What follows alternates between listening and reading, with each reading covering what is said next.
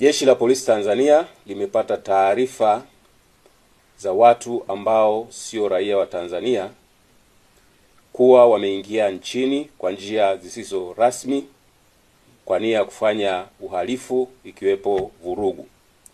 Watu hao wanajifanya kuwa wanafanya shughuli mbalimbali ikiwepo bodaboda. Taarifa zinasema watu hao wapo katika mikoa ya Arusha, Dar es Salaam, Mbeya, Mwanza, Songwe na mikoa mingineyo.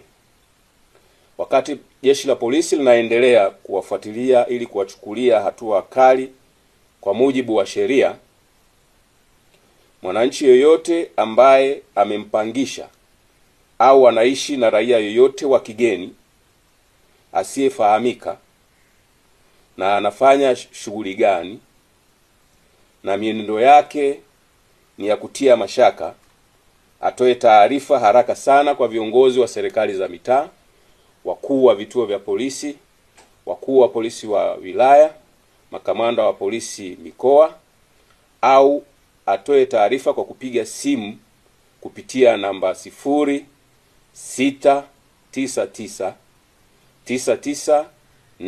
0699998899.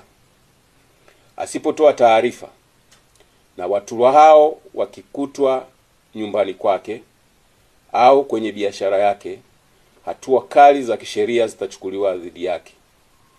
Jeshi la polisi linaendelea kuhakikishia wananchi kuwa kwa kushirikiana na vyombo vingine vya ulinzi na usalama vinaendelea kuhakikisha taifa letu linaendelea kuwa salama na lenye amani.